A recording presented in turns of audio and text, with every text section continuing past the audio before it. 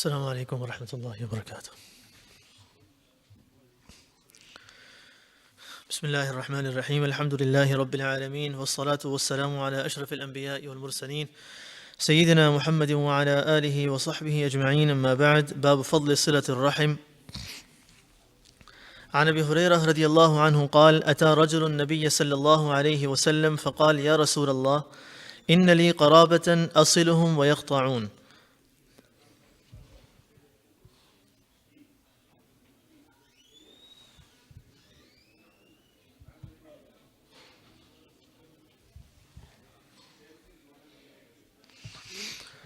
وأحسن إليهم ويسيئون إلي ويجهلون علي وأحلم عنهم. قال: لئن كان كما تقول كأنما تصفهم المل ولا يزال معك من الله ظهير عليهم ما دمت على ذلك.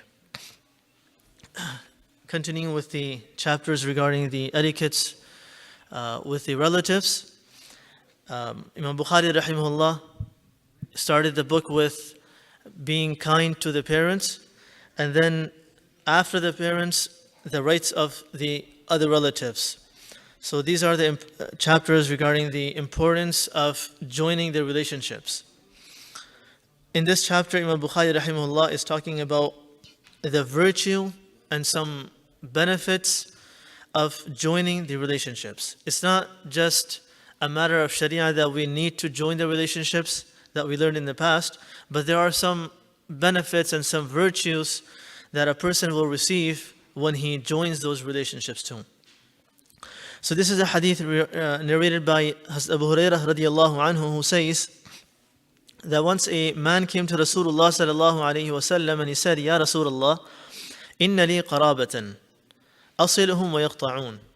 I have some relatives, and just picture this, that as if someone is approaching us and asking us this question. What would we respond to that person, and how would we react to that person? A person is asking, Ya Rasulullah, I have some relatives, I connect with them, asiluhum, I connect with them, I go and meet them, I go and do salam to them, I be kind to them. وَيَقْطَعُونَ, but they try to cut off with me. I connect, but they break off with me. وَأُحْسِنُ إِلَيْهِمْ وَيُسِيئُونَ إِلَيَّ, and I am good to them, but they are bad to me. وَيَجْهَلُونَ عَلَيَّ وَأَحْلُمُ عَنْهُمْ, they are ignorant towards me, they ignore me, they don't give me any importance, and I أحلم عنهم, I bear all of those things from them. I don't do anything, I do sabr and I take everything, I bear all of those things from them. So now this person he's saying that I'm a good person, that I try to connect with my relatives, I try to help them, I try to be good to them, but on the other hand, they are not good to me. What should I do? What would we tell that person? I think if the person is a really good person, he would answer, just say, you know what, just stay away from him. Just don't talk to him from now on. You don't have to go and meet him. If someone is getting a little emotional, he will say, you know what, you need to tell him off. You need to teach him a lesson. What did Prophet ﷺ tell this Sahabi to do with those relatives that are not good to them? قال لئن كان كما تقول كأنما تصفهم المل ولا يزال معك من الله ظهير عليهم ما دمت على ذلك. If what you are saying is true, Prophet ﷺ is telling this person, whatever you are telling me, if it is true, it's two things. It's as if you are putting hot sand on that person. تصفهم المل, as if you are putting some hot burning sand onto that person. What does this mean? The scholars mentioned that putting hot sand on someone means that that person is going to suffer, he's going to be burnt, he's going to be in pain. So it's as if that person who's being bad to you, he is going through difficulty, he will be in pain in akhirah. However, yourself, وَلَا يَزَالُ مَعَكَ مِنَ اللَّهِ ظَهِيرٌ عَلَيْهِمْ, you will have a helper from Allah. Who will that helper be? The scholars mentioned that is referring to the angels, that there will be angels who will help you, who will protect you from that person's evils. your relatives' evils, they won't be able to do any harm to you.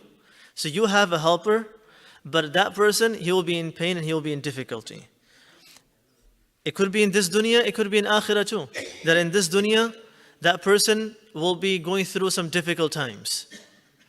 And in this dunya, you will have help from Allah. Or it could be in akhirah that that person who is being bad to you will be in some punishment in akhirah, he will be in pain, and you will have a helper from Allah. So this is virtue number one that is mentioned in this hadith, that being kind to your relatives, joining the relationship, it's asking help from Allah. Allah's automatic help is with this person.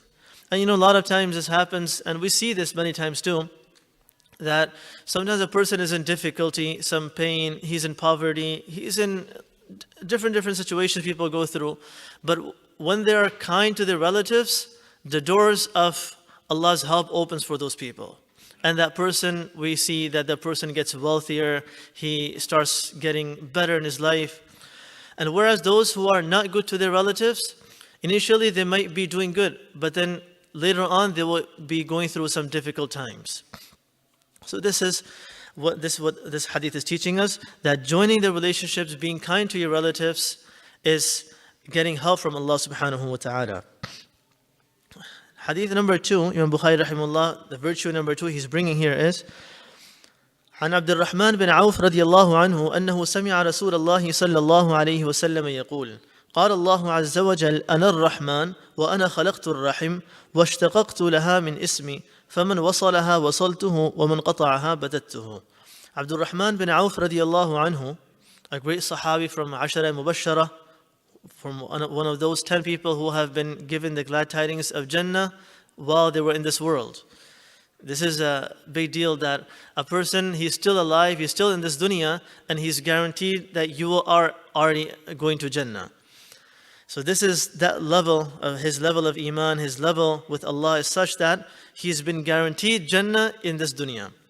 So he's narrating that I heard Rasulullah sallallahu alaihi wasallam say that Allah subhanahu wa ta'ala have mentioned. When a hadith starts with this, that قال الله عز وجل, Allah is saying, this is called hadith Qudsi. There are, one is of course the ayahs of Quran that Allah subhanahu wa ta'ala revealed, that's in Quran. Those are the sayings of Allah, kalamullah, the words of Allah. And then we have hadith Qudsi, that Rasulullah sallallahu alayhi wasallam is telling us that Allah said it, but it's not in Quran. And then we have the third thing, which is just normal hadith, the sayings of Rasulullah sallallahu alayhi wasallam. So one is the Quran, the kalamullah, and then we have hadith Qudsi. They're very similar. Both are from Allah. But one is in the Quran, and the other one is not in the Quran, but Prophet ﷺ is telling us that even this Allah has told me. Allah has revealed it. So قال الله عز وجل, Allah is saying, Prophet ﷺ is telling us, Allah is saying that أنا الرحمن, I am Rahman. And we know this is one of the attributes of Allah. He has many qualities, and we know those 99 famous ones. Famous names of Allah, Ar-Rahman, Ar-Rahim, Al-Malik, Al-Quddus, Al-Salam. And there are so many virtues for memorizing those 99 names too. If we don't know them, it's good that we memorize them, because there's a lot of virtue. For example, one hadith says, Man hafidhaha dakhal al-Jannah, whoever has these memorized will enter Jannah. So this is just 100 names of Allah. If anyone memorizes them, great fadila, great virtue for those. So one of those names of Allah is Ar-Rahman. Ana Ar-Rahman, I am Rahman. And Rahman means merciful. Wa ana khalaqtu ar-Rahim. Allah then says, I have created, ana khalaqtu ar-Rahim. I have created relationship. Rahim in Arabic is used for relationship, the relatives. And if we notice, this word Rahim, Ra, Ha, Mim, is the same letters that are in Rahman. Rahman has 4 letters, Ra, Ha, Mim, Alif, Nun. And in 5 letters, Ra, Ha, Mim, Alif, and Nun, 5 letters. But Rahim has those same 3 letters. So this Rahim is driven from the word Rahman. Rahman means the one who has mercy unto others, who is merciful to others. And Rahim is the root letters, which means, and if Rahim itself is used, it is used for relationship, for relatives. So Allah subhanahu wa ta'ala is saying, I'm Rahman and I created Rahim, this relationship. وَاشْتَقَقْتُ لَهَا مِنْ إِسْمِي, and I have made this word, Rahim, from my word. I have driven this word, I have made this word of Rahim from my name, from Rahman. And we can see that Rahman is 5 letters, and from the Rahman, a word is made, which is Rahim. So Allah subhanahu wa ta'ala is telling us that I have connected, they're both connected. Rahim is from Rahman. This relationship, it's from me. فَمَنْ وَصَلَهَا وَصَلْتُهُ, so whoever will connect with the Rahim, with the relationships, I will connect with him. And this is another virtue. فَمَنْ وَصَلَهَا وَصَلْتُهُ, whoever will connect with this relationship, whoever will join these relationships, Allah is saying that I will connect with that person.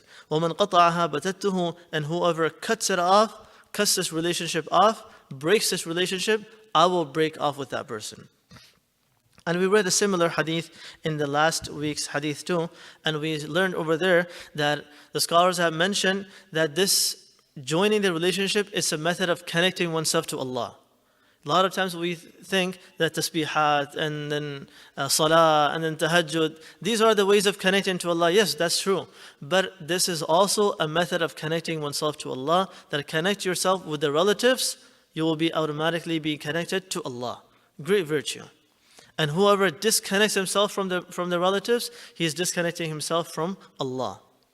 فَمَنْ وَصَلَهَا وَصَلْتُهُ, whoever connects with the relatives, I will connect with him. And whoever cuts himself off with the relatives, I will cut him off too.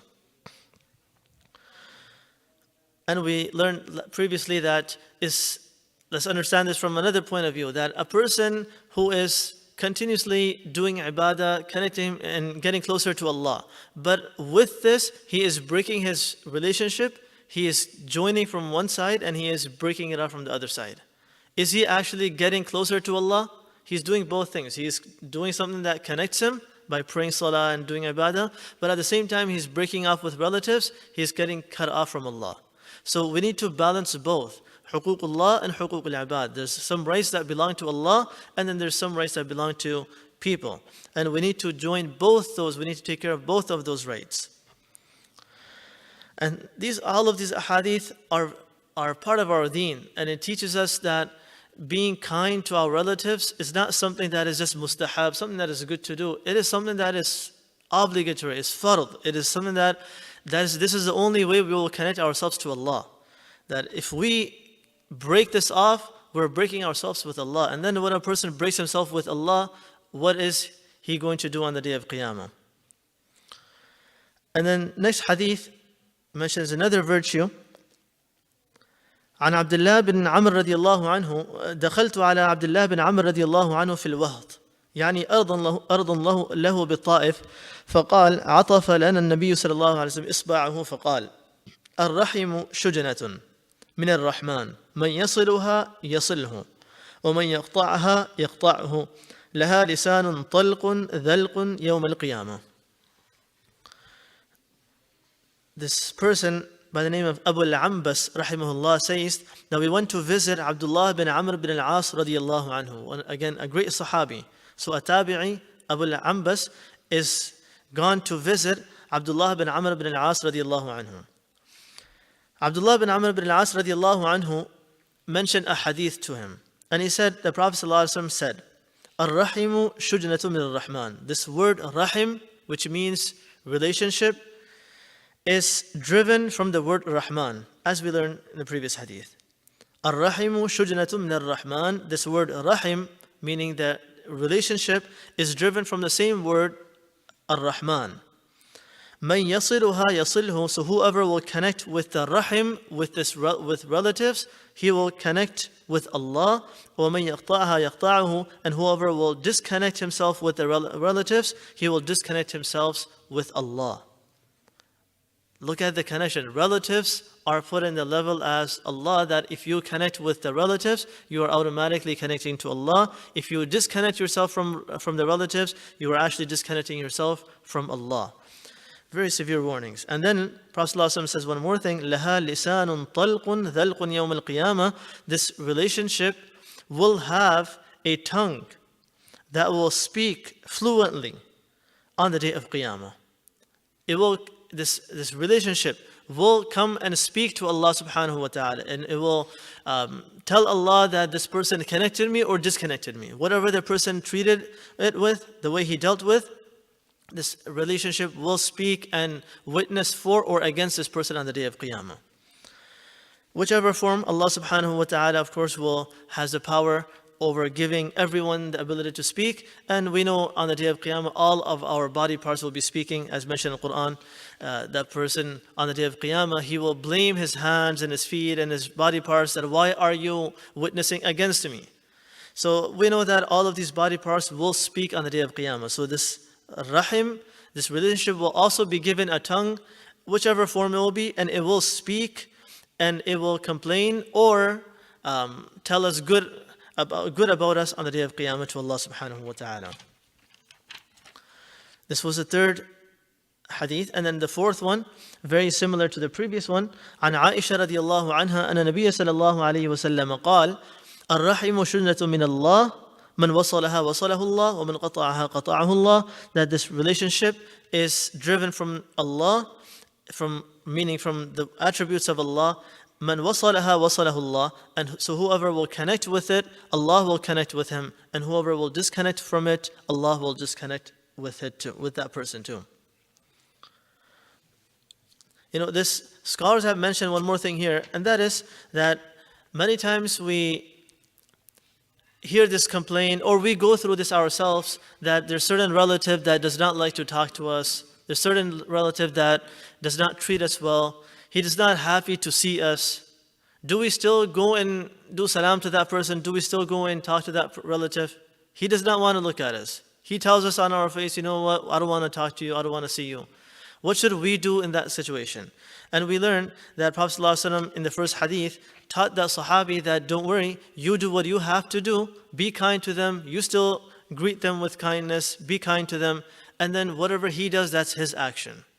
He will be in difficulty on the day of Qiyamah, and you will have a helper from Allah. And there's an incident mentioned regarding the situation about Sayyidina Abu Bakr as-Siddiq radiallahu anhu. We find in the hadith that once Abu Bakr radiallahu anhu, famous story, he was once sitting, and Rasulullah sallallahu alaihi wasallam was also there, present with Abu Bakr radiallahu anhu. They both were sitting. A man comes and he starts cursing Abu Bakr radiallahu anhu. He starts saying all these bad words, and Abu Bakr radiallahu anhu was listening quietly. He's not responding. This person, he's there, and he's just cursing and saying different things. Abu Bakr radiallahu anhu was sitting calmly, quietly, listening. And Rasulullah sallallahu alaihi wasallam is looking at Abu Bakr radiallahu anhu and smiling. It's just like, your two friends are sitting and someone comes and starts cursing at one friend. So these two friends are just smiling with each other. Look at this person. So Prophet ﷺ smiling with Abu Bakr radiallahu anhu. And this happened. And finally, when this person kept on using this bad language with Abu Bakr radiallahu anhu, finally Abu Bakr radiallahu anhu said one word. He responded with one word. Prophet ﷺ stood up and he left. And Abu Bakr radiallahu anhu then asked Rasulullah sallallahu alaihi wasallam that this whole time he was sitting with me, he was cursing at me, and you were smiling, but as soon as I just said one word and you got upset and you left, Prophet ﷺ said, yes, because when you were quiet, you had a dhahir, you had a helper from Allah. There was an angel with you who was helping you, who was protecting you. But when you responded, that angel left, and you did not have any angel with you, and shaitan came in this gathering, so I had to leave too. So this is that when a person does not respond, if the person is saying something bad, why should we be bad with that person? The other person being bad should not make us bad. He should not control us. So he's being bad, he's saying wrong words, he's saying bad words, he's dirtying his tongue. We should not dirty our tongues in response to that. So this is what it is, that when a person does the sabr and he does what he has to do, whatever is responsibility of his, what he does, that he still be kind to that person, Allah's help stays with that person. And then some more virtues of joining the relationship. Another virtue is Imam Bukhari rahimahullah brings another hadith, and that is أنس بن مالك رضي الله عنه أن رسول الله صلى الله عليه وسلم قال من أحب أن يبسط له في رزقه وأن ينسأ له في أثره فليصل رحمه. And this is such a virtue that people spend their lives achieving this. And in this hadith we find a very simple method of achieving this, something that people spend their lives achieving and try to obtain. Prophet ﷺ tells us, "Man ahabba an yubsata lahu fi rizqi," whosoever loves for his rizq, for his sustenance, for his wealth, to expand, become more wealthy, to have better in his sustenance.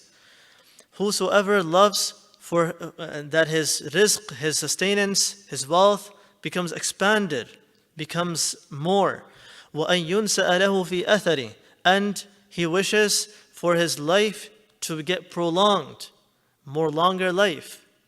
Then what should he do? If he wants these two things, expansion in his rizq and longer life in this dunya, فَلْيَصِلْ رَحِمَهُ, then he should just connect with the relatives. So easy. Connect yourselves with the relatives. These two things, wus'ah and rizq. And you know people who struggle, who can't find a job, who can't earn enough, support their family, and they're struggling. Prophet ﷺ is telling us, if you want barakah in your rizq, you want expansion, you want more wealth, more rizq, then the solution is make sure that your relatives are connected. You're kind to your relatives. You're joining those relationships. You're not making sure that none of your relatives are upset with you. They're not angry with you. You're not fighting with anyone. You're not in argument with anyone. A lot of times people think that and this happens a lot, that sometimes people think that I'm not going to say anything bad, I'm not going to be good to them too. I'll just stay away, keep distance. A lot of people like to keep distance from their relatives. This is not silatul rahim. This is not being good to your relatives. That just staying away, I'll mind my own business, he'll mind his own business. And they keep that distance. This is not silatul rahim. He's not getting that fadila. The virtue is that no, you need to connect and you need to always look after them. You need to keep on doing salam to them. You need to keep on visiting them. You need to keep on exchanging gifts with each other. So connect with them. Join those relationships. This is where the virtue comes. And these are two such great virtues that, like I said, people will spend their day and night trying to earn this. That wus'ah in their rizq, expansion and barakah in their rizq, in their sustenance. And number two, expansion in their life, get longer life. Of course, both of these doesn't necessarily mean that we will be able to see this person from $1,000, he just made $10,000 because he joined those No, it does not mean physically he will just start having more money in his pocket and his bank balance will start going up. It is barakah, meaning that the person might still have the same number of dollars, but he will be able to use them in a better way. He will be, a lot of times we go to a store sometimes and we find something 50% off. Buy one, get one free. This is barakah fil rizq. Allah subhanahu wa ta'ala opens those doors for that person. Sometimes he needs a car and he can't find it. Finally, he finds a good deal. What is this good deal? This is barakah fil rizq. So all of these are different situations where a person is getting the help from Allah without realizing that this is because of that. It might be because 2 days ago you were kind to your relatives and now you found a good deal. So Allah subhanahu wa ta'ala will not tell us that I'm giving you this car for sale because of that. We won't be able to connect, but this is Allah's help that comes in different situations. So, man ahabba an yumsata lahu fi rizqi. Whosoever likes that his rizq be expanded and his life to be prolonged, then he should connect with his relatives. And next hadith, very similar. عن أبي هريرة رضي الله عنه قال سمعت رسول الله صلى الله عليه وسلم يقول من سره أن يبسط له في رزقه وينسأ له في أثره فليصل رحمه. Abu Hurairah radiallahu anhu says that I have heard Rasulullah sallallahu alaihi wasallam say that whosoever is happy for that his rizq be expanded and his life be prolonged, then he should then connect with his relatives. فَلْيَصِلْ رَحِمَهُ, then he should connect with his relatives. You know, we find about barakah fil umr, barakah in a person's time. It doesn't, like I said, it doesn't necessarily mean that the person's age that was set from before will be changed to another age. He was supposed to live for 60 years, and because he is kind to his relative, now he will live for 80, 90 years. It is not necessarily, it could be, but not necessarily. It could be that he's still 60 years old. Prophet ﷺ was only 63 years old. We find a lot of people that lived after 63 too. Doesn't mean that Prophet ﷺ did not have barakah in his age. So barakah in age doesn't necessarily mean that you get a longer life in this dunya. But it means that a person is able to use his life in more better way, in more getting more from Allah subhanahu wa ta'ala, more rewards. You know, for example, if we look at the lives of Rasulullah, the lifespan of Prophet ﷺ's prophethood. After he received his prophethood till he passed away, he only lived in this dunya for 23 years, from the age of 40 till 63. And the accomplishments that he got in those 23 years is something that people cannot get in thousands of years. You know, we have muhaddithin, we have fuqaha, we have different scholars who worked on different aspects of deen. Prophet ﷺ is the one who worked on all of those tasks. You know, sometimes we find, and I'm not saying this just to make someone feel bad, but this is, many times we hear this, you know, the ones who go out for Jamaat, for example, and tabligh. And they say, you know, we need to go out for tabligh, this is the path of Allah, and everyone has to do this. And yes, you're doing something else, but no, you need to do this too, because this is in the path of Allah. Everything else, no, that's not path, this is path of Allah. Prophet ﷺ, if we learn his life, he did that's correct. But he did not just limit his life with this. He did a lot of other things too. And all of those people who are taking people for tabligh, yes, they're doing one aspect of what Prophet ﷺ did out of the 1,000 different things he did. So Prophet ﷺ did so many things in those 23 years. And he completed this whole deen for us, this way of life. And just yesterday, in one of the lessons that we're studying, we're learning the rulings of marriage, how a husband and wife should live with each other, how they should be with each other, how they should treat and those details that were mentioned from the ahadith. People get surprised that even these minor details are mentioned in our deen. So Prophet ﷺ perfected and completed the deen. And this is barakah fil umr, in his age, that he was able to do so much in that short amount of time. And then, of course, we find so many examples of these, how different scholars, different people, they were able to accomplish a lot in the short period of time. If we don't know their ages, we will think that they lived so much more longer. Imam Nawawi rahimahullah, I think I mentioned this before. Imam Nawawi rahimahullah, his name is famous till today. He passed away about 1,000 years, 900 years ago almost. Right now we're in 1400 Hijrah about, and he passed away in around 500 Hijrah. So almost 900 years back he passed away. Until today we're benefiting from his ilm, from his knowledge, from his books. Riyadh al-Salihin is the book that Imam Nawawi rahimahullah has written. And many great books, Sharh Muslim in large volumes, and so much work of deen that he has done.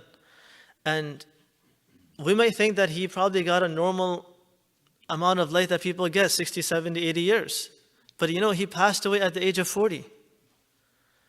And this is barakah fil umr, barakah in their ages, that in the short amount of time, they were able to do a lot. So it doesn't necessarily mean that our age will start getting increased. Every time we are kind to our relatives, 1, 2 years are getting better and more.